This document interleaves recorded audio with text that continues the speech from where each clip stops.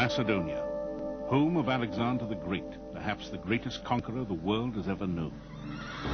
Though scorned by ancient Greeks as barbarians and long neglected by scholars, the ancient Macedonians are now being recognized as a people of wealth and sophistication. Their royal tombs have yielded staggering works of art, gold and silver, and enduring riddles about the genius behind Alexander's greatness. But to the people of Athens, the setting for Greece's golden age, the Macedonians who produced Alexander were not Greek at all. Because the Macedonians were a warlike people, subject to autocratic kings, the Athenian orator Demosthenes saw them as completely barbarian, unfit even to be slaves. The rise of the Macedonians was once viewed by historians as a depressing postscript to the glory that was Greece. Historian Eugene Borza has specialized in the culture of ancient Macedon. What we know about the Macedonians are primarily from Greek sources, or traditions derived from the Greek sources, and therefore we have a skewed view of them depending upon the views of people who were largely their enemies in antiquity. Greeks, after all, lived in city-states, the way Greeks thought proper civilized people should live, whereas the Macedonians lived under what the Greeks considered to be a primitive and highly authoritarian monarchy. At the site of Macedonia's royal palace in Aegina, archaeologist Stella Druho explains. Η Μακεδονία κυβερνάται από βασιλείς, είναι ένα βασίλειο. Macedonia was ruled by kings. It was a kingdom. Athens had democracy, a great achievement of the Greek civilization. Demosthenes defended democracy versus monarchy, the Macedonian political system.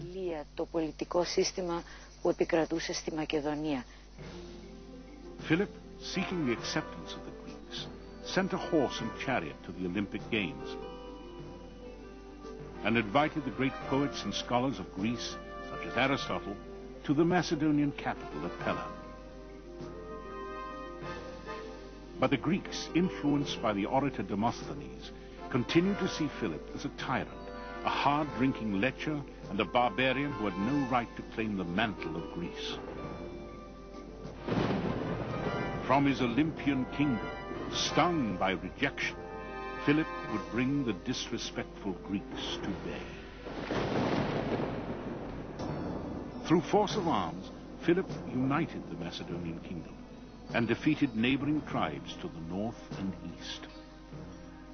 His infantry took up a revolutionary weapon, the sarissa. This spear, nearly twice as long as the Greek spears, kept the enemy almost hopelessly at bay.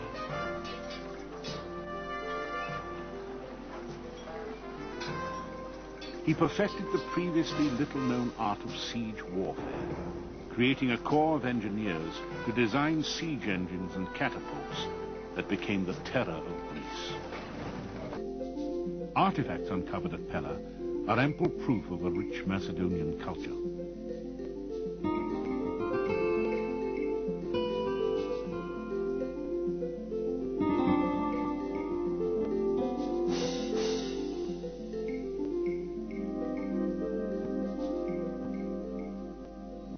Excavations by our colleagues in Greece have brought to light sufficient examples of an exquisite taste in art that suggests that these Macedonians were not a race of barbarians as Demosthenes and other Greeks had charged. Eugene Borza believes historians of Alexander and his world conquest have obscured the culture of the Macedonians. For Borza, the truly heroic figure of Macedonian history, by far a better example of its greatness, was the father of Alexander, Philip II. Undoubtedly, Alexander was young and impetuous and brilliant, and perhaps, along with Napoleon, the greatest military genius of all times.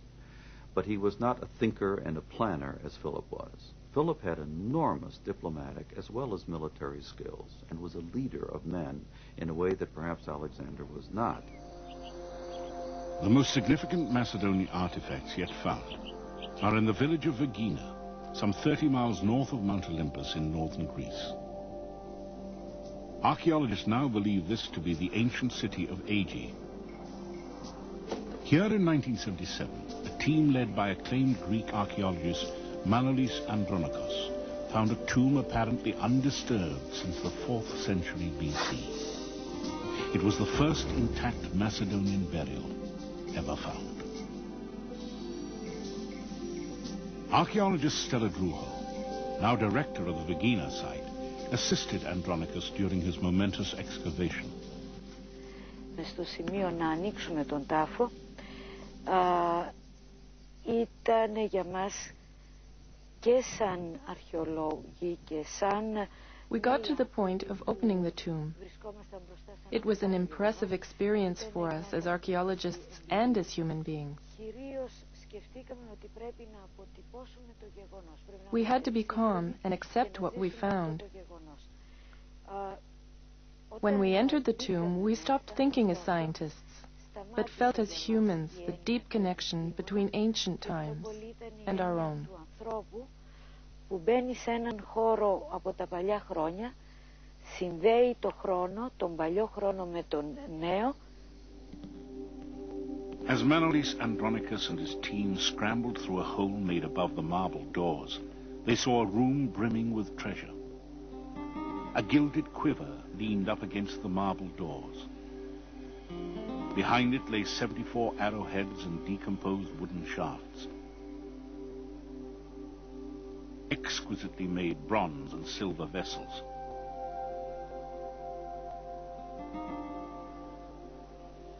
Swords and armor trimmed in gold.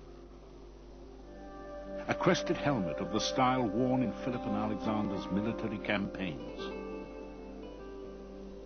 And scattered bits of gold, leather, and ivory that after 5 years of painstaking reconstruction would prove to be a beautiful ceremonial shield. But the best was yet to come.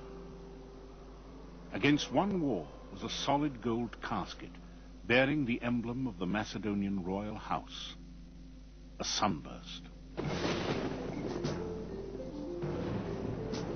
Inside were the bones of royalty. Nearby, an exquisite gold foil wreath, the heaviest ever discovered.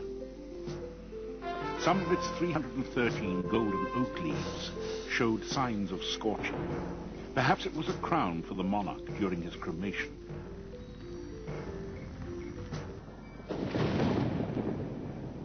Though the identity of the buried king is unknown, the treasure found in the tomb is unmistakable proof that the Macedonians were not a barbaric tribe whose only accomplishment was making war. Whether done by indigenous Macedonian craftsmen or by Greeks and others working in Macedonia or imported from elsewhere, there's nothing else quite like it anywhere in the ancient world.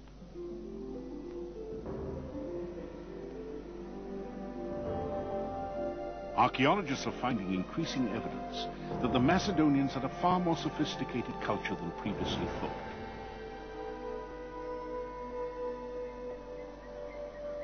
But they are also exposing a civilization beset by tragedy. But Alexander would take his father's place as the immortalized conqueror of the world. Alexander would never return to his native Macedonia. Having completed his conquest, he died in Babylon at the age of 32. His mysterious death came after a long bout of alcoholic revelry. Some have suggested he was poisoned. In the meantime, his campaign had exhausted the resources of his people. Macedonia would fall prey to waves of political corruption and intrigue. Its golden age was over. Ironically, Alexander, regarded by many Greeks as barbaric, would be the means by which Greek culture would spread throughout the world. He would establish cities bearing his name, many to become centers of learning where Greek civilization would be kept alive, overshadowing the culture of Macedonia.